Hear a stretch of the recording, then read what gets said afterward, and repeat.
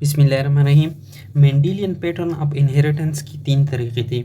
Autosomal dominant, autosomal recessive and x linked. ये हमने briefly discuss किया था, सही है।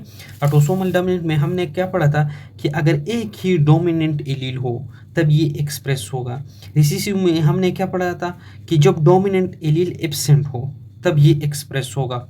और एक्स लिंक्ड में हमने क्या पढ़ा था कि जब ये जो होता है एक्स क्रोमोसोम पर डोमिनेंट एलील हो तब ये एक्सप्रेस्ड होगा, सही है। और अगर रिसेसिव है तो तब ये दोनों एक्स एंड वाई क्रोमोसोम पर तो खैर नहीं होता, लेकिन फीमेल में एक्स और एक्स दोनों पर होना चाहिए और मेल में जो होता है सिर्फ एक ही एक्स पर होना चाहिए, सही है। अब हम पहले आते हैं डिसऑर्डर ऑफ ऑटोसोमल डोमिनेंट। इसमें एक जो पैटर्न है ऑटोसोमल डोमिनेंट उसको पढ़ते हैं।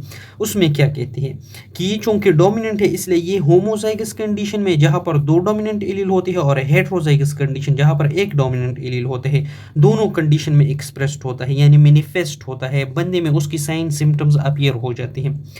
दूसरी बात, इसके लिए रिक्वायर्ड होता है कि एक ही पेरेंट में मेल या फीमेल क्या हो, इफेक्टेड हो। इसका क्या मतलब होता है, क्योंकि एक एलील जो होता है चिल्ड्रन रिसीव करता है मेल से, एक एलील रिसीव करता है फीमेल से, और डिजीज़ की एक्सप्रेशन के लिए भी एक एलील की रिक्वायरमेंट ज़रूर होते हैं। तो तब अगर फीमेल इफेक्टेड हो उससे भी ये एक एलील रिसीव करता है, अगर मेल इफेक्टेड हो उससे भी चिल्ड्रन एक एलील रिसीव करता है। तो दोनों कंडीशन में जब एक ही मेल या फीमेल या फादर या मदर इफेक्टेड हो तो उसकी चिल्ड्रंस में ये कंडीशन अपीयर होगी डिफरेंट परसेंटेज में। तीसरी बात, ये चूंकि क्या है ऑटोसोमल है, सेक्स क्रोमोसोम नहीं है। जब ऑटोसोमल है इसलिए इस पर जो हमारा सेक्स है उसका किसी किस्म का इन्फ्लुएंस नहीं होगा, डिपेंडेंस नहीं होगा। इसका क्या मतलब है, इसका मतलब ये है कि ये बोथ मेल एंड फीमेल में इक्वली अपीयर्ड होंगे। दूसरी बात, ये जो होगा ये both male and female transmit कर सकेंगे, सही है। अब इन्होंने एक क्रॉस के बारे में बताया, उसको डिस्कस करते हैं कि एक इफेक्टेड क्या है, मेल है या फीमेल है, सही है। उसने मेरिट के एक इफेक्टेड मेल या फीमेल के साथ, लेट से हम ये ले लेते हैं कि ये क्या है, ये फीमेल है और ये क्या है, ये मेल है। इस कंडीशन में जब क्रॉस होता है तो ये वाला एलील जो होता है इस एलील के साथ जब क्रॉस कर देता है तो ये कंडीशन बना देते हैं जहाँ पर एक डोमिनेंट एलील एक रिसेसिव आ जाता है। फिर यही ही एलील क्या करता है, क्रॉस करता है इस दूसरे एलील के साथ, तो ये वाला कंडीशन आ जाता है जहाँ पर भी एक डोमिनेंट होता है एक रिसेसिव होता है। इसका मतलब ये कि ये हेटेरोजाइगस कंडीशन है, यहाँ पर ये क्या होगा, अपीयर होगा, सही है। अब होमोजाइगस कंडीशन आता है लेकिन डोमिनेंट एलील नहीं होता। ये जो होता है ये एलील क्रॉस कर देते हैं इस फर्स्ट वाले एलील के साथ, तो ये वाला कंडीशन आ जाता है जहाँ पर दोनों होमोजाइगस है लेकिन डोमिनेंट एलील नहीं होता। अब यहाँ पर अगेन इस तरह इस दूसरी एलील के साथ क्रॉस होता है, यहाँ पर भी ऐसा कंडीशन अपीयर होता है कि डोमिनेंट एलील नहीं होता। तो जहाँ पर डोमिनेंट एलील नहीं होता वहाँ पर ऑटोसोमल डोमिनेंट डिजीज एक्सप्रेशन नहीं होगा, सही है। तो इससे मत पता चला कि ये जो 2 है यहाँ पर अपीयर्ड होगा यहाँ पर नहीं होगा, तो 50% ऑफ द चिल्ड्रन जो होंगे वो इफेक्टेड होंगे। जब एक इफेक्टेड फीमेल जो है वो मेरी हो जाएंगे एक इफेक्टेड मेल को, या एक इफेक्टेड मेल मेरी करे एक इफेक्टेड फीमेल्स के साथ, सही। अब बाज़ औक़ात स्पोरेडिक केसेस आ जाते हैं, मतलब पेरेंट्स में नहीं होते और चिल्ड्रंस में होते हैं। उस कंडीशन में क्या होते हैं, वहाँ पर न्यू म्यूटेशन होता है एग्स में या स्पर्म में ड्यूरिंग व्हाट कंडीशन, गेमेटोजेनेसिस। जहाँ पर इसकी गेमेटोजेनेसिस होता है उसी दौरान म्यूटेशन हो जाती है। तो जब ये म्यूटेटेड स्पर्म और एग मिल जाता है तो उसका चिल्ड्रन जो होता है वो इफेक्टेड होता है, जबकि उसके पेरेंट्स अगर हम देखें या उस इफेक्टेड चिल्ड्रन के हम सिबलिंग्स देंगे, ब्रदर सिस्टर देंगे, वो अनइफेक्टेड होंगे इस कंडीशन में। इसके बाद इन्होंने थोड़े क्लिनिकल फीचर्स के साथ क्लिनिकल फीचर्स डिस्कस की हैं। क्लिनिकल फीचर्स में एक ये कहते हैं कि जो पेनेट्रेंस होता है वो कंप्लीट नहीं होता, इनकम्प्लीट होते हैं। पेनेट्रेंस का सिंपली मतलब ये है कि एक पेरेंट्स ने चिल्ड्रंस को क्या किया, डेवलप किया। अब उस चिल्ड्रंस को इफेक्टेड डिजीज़ ट्रांसमिट हो गई, लेकिन उन चिल्ड्रंस में ये अपीयर हो गई तो ये इसे पेनेट्रेंस कहेंगे।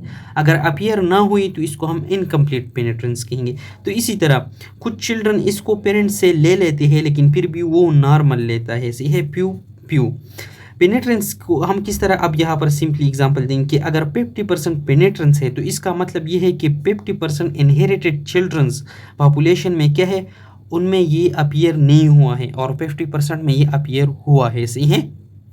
अब इसमें एक आता है वेरिएबिलिटी एक्सप्रेसिविटी सही है। ये जो एक्सप्रेसिविटी है ऑलरेडी भी हमने एक्सप्लेन किया, इसका मतलब क्या होता है कि जो पिनोटाइप होते हैं वो डिफरेंट लोगों में डिफरेंटली एक्सप्रेस करते हैं। ये किस तरह, जो न्यूरोफाइब्रोमाटोसिस टाइप 1 था इसमें क्या होता, जो NF1 जीन था उसमें म्यूटेशन हो जाता था और इसके रिजल्ट में न्यूरोफाइब्रोमाटोसिस टाइप 1 जो था वो कंडीशन डेवलप होता था।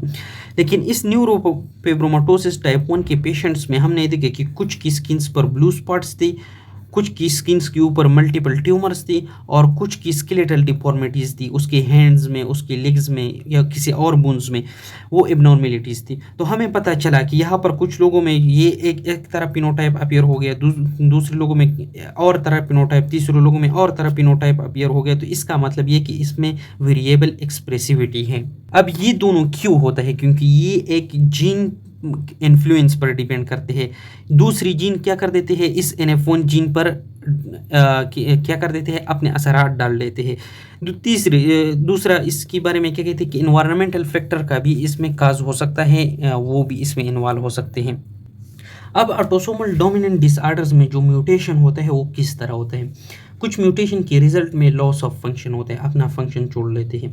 कुछ में गेन ऑफ फंक्शन होता है, यानी कि अपना फंक्शन और ज़्यादा कर देते हैं। लेकिन ये वाला जो होता है ये लेस कॉमन है, सही है, और ये मोर कॉमन है, सही है। Loss of function, gain of function में क्या हो सकता है कि ये अपना ही नॉर्मल प्रोटीन्स बनाएगा लेकिन वो ओवर एक्टिव होगा, वो बहुत ज़्यादा फंक्शन, नॉर्मल से ज़्यादा फंक्शन करेगा। या ये नई माल प्रोटीन्स बनाएगा, एबनॉर्मल प्रोटीन्स बनाएगा जो उस अपने नॉर्मल फंक्शन के अलावा कोई और फंक्शन करेगा, सही है। तो ये गेन ऑफ फंक्शन में आ गई। लॉस ऑफ फंक्शन में क्या होता है कि इसकी जो जीन्स की प्रोडक्ट्स से जो इंजाइम्स बनाते हैं या कोई और स्ट्रक्चर प्रोटीन्स बनाते हैं वो कम कर देती है, उसका प्रोडक्शन 50% रिड्यूस कर देते हैं, लेट्स से इंजाइम्स जैसे है। फिर तब जब ये 50% रिडक्शन से ज़्यादा रिड्यूस हो जाते हैं तब साइंस एंड सिम्टम्स अपीयर होना स्टार्ट कर देते हैं उस डिजीज़ की। अब क्या होगा, 50% रिडक्शन तक क्यों अपीयर नहीं होती साइन एंड सिम्टम्स, क्योंकि तब तक जो नॉर्मल इंजाइम्स पैदा हो गई है या प्रोटीन्स पैदा हो गई वो ज़्यादा फंक्शन कर देती है। मतलब जो प्रोड्यूस नहीं हुई उसका बोझ भी अपने ऊपर ले लेते हैं और इसको कंपेंसेट कर देते हैं। फिर ऑटोसोमल डोमिनेंट डिसऑर्डर्स के बारे में ये कहते हैं कि कुछ इस तरह होते हैं कि जो अपने जो इंजाइम्स होती है उनको बिल्कुल इनकोड नहीं करते, यानी कि इसने एक जीन्स को इफेक्ट किया, वो जीन्स जो अपने लिए एक स्पेसिफिक प्रोटीन्स इनकोड करती थी अब वो इनकोड नहीं करता था। ये डिजीज़ कौन कौन सी है, कुछ डिजीज़ जो होते हैं वो रेगुलेशन ऑफ मेटाबॉलिक पाथवेज के दौरान प्रोड्यूस होती हैं, जिस तरह फीडबैक इनहिबिशन है। इसमें क्या होता है कि जो LDL रिसेप्टर्स है इनके लिए कुछ ऐसे प्रोटीन्स होते हैं जो इसको इनहिबिटिंग नहीं रखते। तो जब ये LDL रिसेप्टर्स के लिए जो प्रोटीन्स इसकी एक्सप्रेस करते हैं वो नहीं बनते तो ये इनहिबिटेड रहते हैं। जब ये इनहिबिटेड रहते हैं तो तब हमारा जो कोलेस्ट्रॉल होता है वो ये अपने साथ नहीं खींच सकता, इसलिए उसका फ्लो जो होता है और मूवमेंट होता है वो ब्लड में बहुत ज़्यादा होता है, जिसके रिजल्ट में हाइपोकोलेस्ट्रोलेमिया डेवलप हो जाता है। इसके अलावा ऐसे डिजीज जो स्ट्रक्चरल प्रोटीन्स में इन्वॉल्व होते हैं, जिस तरह कोलेजन का प्रोडक्शन नहीं होता या जो हमारा रेड ब्लड सेल मेम्ब्रेन है उसके जो इलास्टिक फाइबर्स है या स्केलेटन है, हम एक्टिन मायोसिन वगैरह कहते हैं, वो नहीं बनती, जिसकी एग्जांपल में एक जो प्रोटीन है वो है स्पेक्टिन, सही है। इसके रिजल्ट में भी डिजीज डेवलप होता है। यहाँ पर हेरिडिटरी स्पेरोसाइटोसिस डेवलप होता है, सही है। इसमें क्या होता है कि हमारा जो RBC होते हैं उसका बहुत जल्दी स्प्लिटिंग होता है और as a result anaemia develop हो जाते हैं।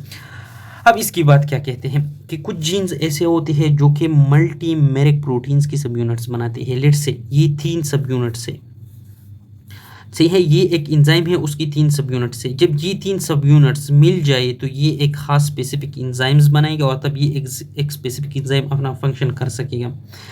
लेकिन क्या होता है कि जब इसमें म्यूटेशन आ जाते हैं तो इसका जो ये असेंबली है, सही है, यहाँ पर ये क्या हो जाता है, ये इंटरफेयर हो जाता है म्यूटेशन की वजह से। इसकी एग्जांपल ले लेते हैं कि एक डोमिनेंट म्यूटेंट एलील है, ये एक नॉर्मल एलील है जो क्या करता था, इन प्रोटीन्स की असेंबली करता था और प्रोडक्शन करता था। अब ये जो प्रोटीन्स बनाएगा, ये सब यूनिट्स बनाएगा, वो क्या होगा, वो एबनॉर्मल सब यूनिट होगा और नॉर्मल तो नॉर्मल सब यूनिट बनाएगा।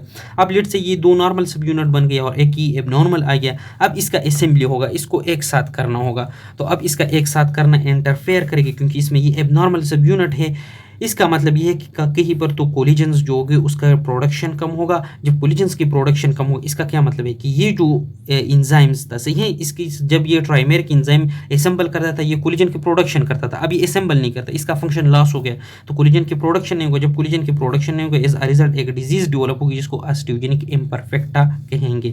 तो इसका मतलब ये है कि जो एबनॉर्मल एलील है या एबनॉर्मल डोमिनेंट एलील है, ये assembly of the normal protein change क्या करता था, इंटरफेयर करता था, ब्लॉक करता था।